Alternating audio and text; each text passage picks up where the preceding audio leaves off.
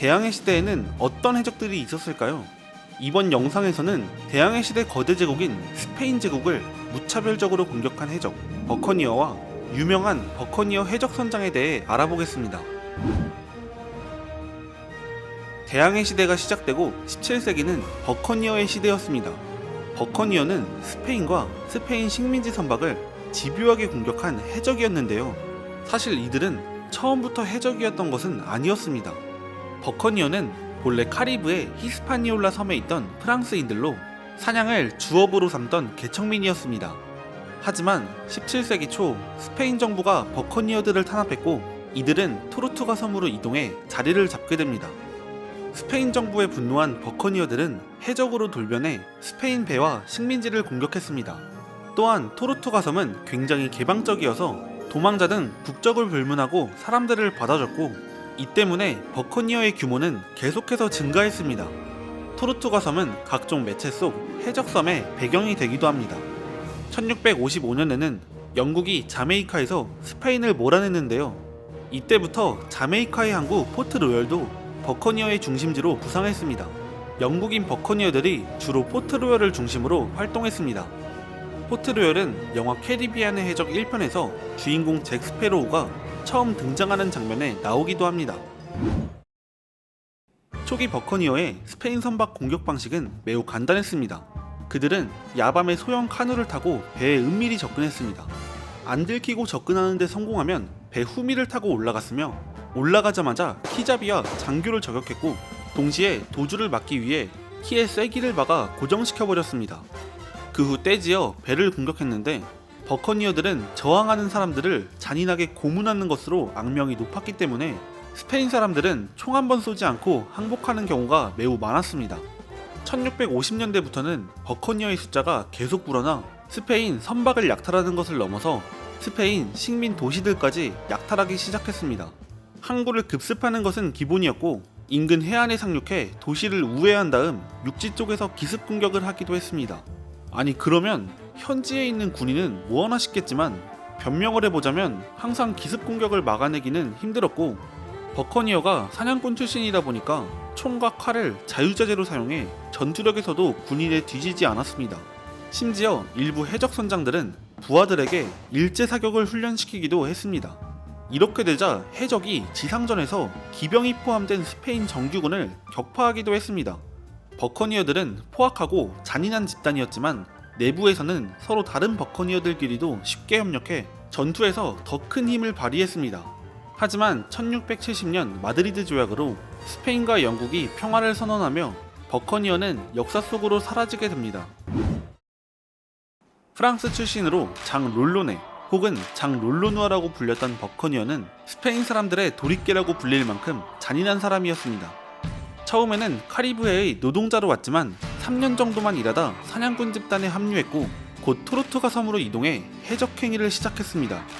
해적행위를 시작한 롤로네는 처음엔 스페인 배를 습격해 약탈하고 포로의 몸값을 받아 많은 돈을 벌었지만 점점 포로를 학대하는 정신병적 증세를 보여 보상금을 받아내기 어려워졌습니다. 나중엔 롤로네의 배에게 공격당한 상선은 절대 항복하지 않고 끝까지 싸웠습니다. 스페인 사람들에게 무자비했던 롤로네였기 때문에 그들은 힘이 다할 때까지 저항했습니다. 롤로네의 스페인 사람에 대한 증오는 쿠바를 공격한 일화에서 드러나는데요. 쿠바의 작은 항구를 공격하고 전함을 빼앗은 롤로네는 선원 한 명을 제외한 모든 사람을 처형했습니다. 살아남은 선원에게는 편지 한 통을 주고 쿠바 아바나 총독에게 보냈는데 편지에는 스페인 사람들을 잡는 대로 남김없이 죽이겠다고 적혀 있었습니다. 1667년에서 1668년까지 프랑스와 스페인 제국 사이에 상속전쟁이 일어나자 합법적인 핑계가 생긴 롤로네는 8척의 배와 660여 명의 버커니어를 데리고 스페인 식민지 마을에 대한 대규모 원정을 떠났습니다. 그는 스페인 상선과 전함을 습격했고 베네수엘라의 마라카이보와 온두라스만을 따라 원주민 마을을 약탈했습니다. 주민들이 습격 전에 도망치거나 하면 롤로네는 포로를 고문했는데 곧바로 대답하지 않으면 단도로 난도질을 하고 칼에 묻은 피를 핥았습니다. 한 번은 포로 2명이 안내한 길에서 매복 중인 스페인 부대에 습격을 당하자 모두 처리하고 포로 1명의 심장을 도려내 그것을 씹다가 다른 포로의 얼굴에 던져버렸습니다. 그는 스페인 사람들의 씨를 말리고 싶어 했습니다. 이후 그는 산페드로를 약탈하고 니카라과 강을 타고 올라가 내륙 도시까지 약탈하려 했지만 원주민들에게 공격당해 도망쳤고, 살아남은 사람과 다시 항해하다 파나마 다리엔에서 원주민들에게 붙잡혀 사망하게 됩니다. 원주민들에게 잡아먹혔다는 말도 있고 조각조각나 불에 태워졌다는 말도 있습니다. 어찌됐든 잔혹했던 그에게 어울리는 최후였습니다.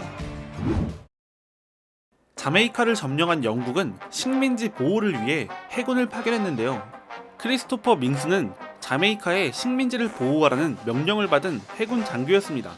그는 식민지의 보호가 곧 스페인을 공격하라는 것과 같은 것으로 보았습니다. 최선의 방어는 공격이라는 생각을 가졌던 것이죠.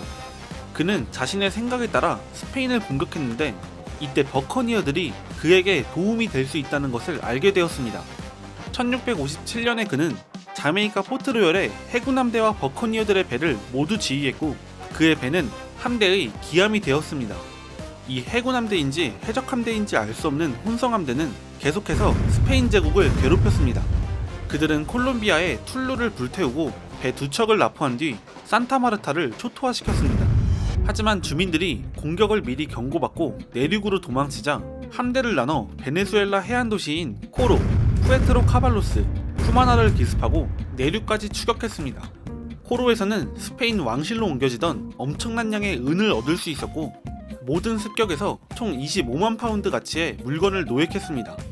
그런데 밍스의 스페인에 대한 공격이 적극적 방어가 아닌 버커니아와 함께한 해적질이라는 것을 스스로 증명이라도 하듯 그는 자메이카 총독과 영국 재무부의 몫을 따로 남기지 않고 모든 노획물을 버커니어들과 함께 나눴습니다. 이 때문에 그는 포트로열로 돌아오자마자 곧 횡령 혐의로 체포되었고 본국으로 송환당하게 됩니다. 하지만 때마침 청교도 혁명으로 집권한 크로멜이 사망해 찰스 2세가 복위하며 혼란한 상황이 지속됐고, 그의 사건은 기각이 되어 다시 자메이카로 돌아오게 됩니다. 그는 돌아온 후에도 1665년까지 버커니어들과 함께 스페인 함대와 도시, 마을을 약탈했고, 그 뒤 영국으로 귀환해 부제독으로 승진했으며 여러 전쟁에 참여하고 기사자기를 받았습니다. 그는 전쟁 중 해군 장교이자 영웅으로서 사망했지만 동시에 버커니어로서 포트로열을 해적의 피난처로 만들었습니다. 헨리 모건은 최고의 성공을 거둔 버커니어입니다. 모건은 웨일즈 출신으로 1662년 자메이카에서 시민군 장교로 임명되었고, 이어 같은 해에 사략 허가증을 얻었습니다. 당시 영국과 스페인은 전쟁 중이었기 때문에 사략 허가증이 있다면 합법적으로 해적 활동을 할 수 있었습니다. 모건은 2년 뒤부터 소함대를 꾸려 약탈을 시작했는데 바다에서의 약탈보다 도시를 공격하는 것을 더 좋아했습니다. 영국 법에는 해상에서 약탈할 시 이익의 절반을 정부에 바쳐야 했지만 육지에서의 언급은 전혀 없었기 때문입니다.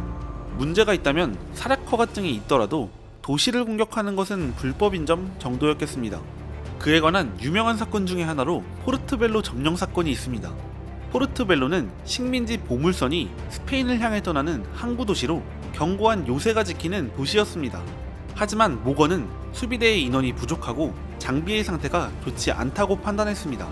모건의 함대는 도시에서 몇 마일 떨어진 곳에 배를 정박하고 육지 쪽에서 급습했습니다. 도시는 이틀 만에 함락됐는데 이때 산 헤르니모 성을 공략하기 위해 여인과 수녀, 노인들을 인간 방패로 삼는 악랄함까지 보였습니다. 그는 도시에서 25만 페소 상당의 재산을 약탈했고 10만 페소를 받고 도시를 스페인에 돌려줬습니다. 이런 모건이 또다시 엄청난 명성을 얻게 되는 사건이 있는데 바로 파나마 점령 사건입니다. 모건이 파나마를 공격하기 위해 지원자들을 불러 모으자 카리브해의 거의 모든 버커니어들이 달려왔고 그 수가 배 33척, 2천여 명에 달했습니다. 전무후무한 최대의 버커니어 원정대를 꾸린 모건은 파나마를 공격해 1200명의 시민군과 400명의 기병을 격파했습니다. 하지만 모건의 기대와는 다르게 파나마의 재산은 안전하게 에콰도르로 옮겨진 뒤였고 실망한 버커니어들은 도시를 초토화시키고 포로를 고문했습니다. 이렇게 높은 명성을 가진 모건도 공권력 앞에서는 무력했습니다. 1670년 영국과 스페인이 마드리드 조약으로 평화를 이룩하자 영국 정부는 스페인의 분노를 가라앉히기 위해 모건을 체포해 1672년 본토로 송환했습니다. 하지만 그는 오히려 영국에서 정치적 영향력을 가진 친구들을 얻었고 기사자기를 받아 자메이카 부총독으로 돌아왔습니다. 모건은 후에 부총독 자리에서 물러난 뒤에도 버커니어 생활을 하며 꾸준히 산 땅으로 여러 농장을 운영하다 1688년 사망했습니다. 그는 카리브해에서 영국의 영향력을 높인 최고의 성공을 거둔 버커니어였습니다. 1670년 이후 많은 버커니어들이 농민이나 뱃사람으로 돌아갔습니다. 포트로열은 더 이상 버커니어의 기지가 아닌 상업항구로 변했습니다. 하지만 여전히 해적 행위를 이어가는 사람이 존재했고 1690년 해적의 황금기가 찾아옵니다.